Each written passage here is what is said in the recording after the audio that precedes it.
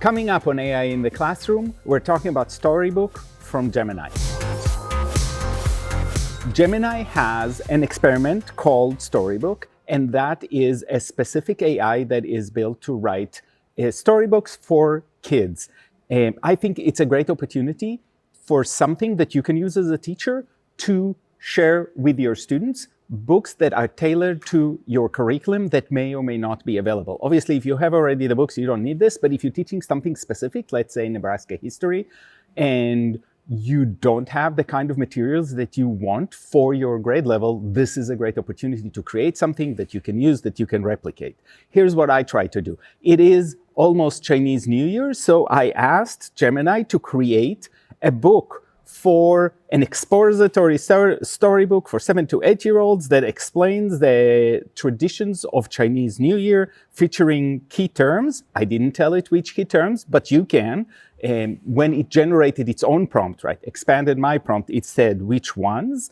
And I did say I want it in a fun comic book style. And here's what we got. First of all, we got the Red Lantern Celebration, a guide to Chunji. And then you can see that this text really feels like a book. Each page would have an illustration that fits the theme. If you look at the text seems to be pretty good at adhering to grade level, but you really, once you produce this, you really have to read it carefully and think, is this what my students need? Is this something my students can read as they go through?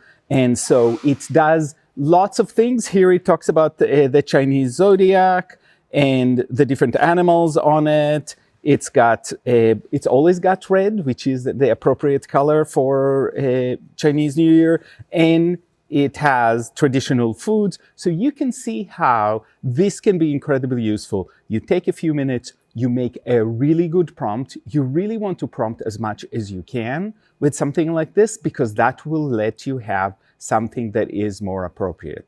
Here's where we found some problems with it. So we've tried to use science concepts in the storybooks that are created. The text was accurate. However, the visuals often were not accurate. So planets, the relative size was not correct. They had extra planets. They were missing planets. So that was a little bit of a challenge. So you really want to use things that requires less precision, and you definitely want to review it before you actually share it with students, making sure the vocabulary is appropriate, that the text is correct and helpful. But the advantage is you don't have to purchase it. You can create it a few days before. You can create just a collection of these over time and share them with students. You can actually listen, so it can actually read this to students.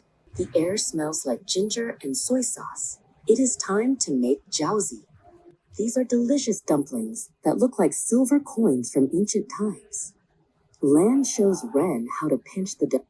So the main thing that you get here is you can read it to students, students read it on their own, or it can actually be text that they can listen to. These are great opportunities, especially if your school has access to Gemini, and therefore you can distribute it through the channels that the school allows.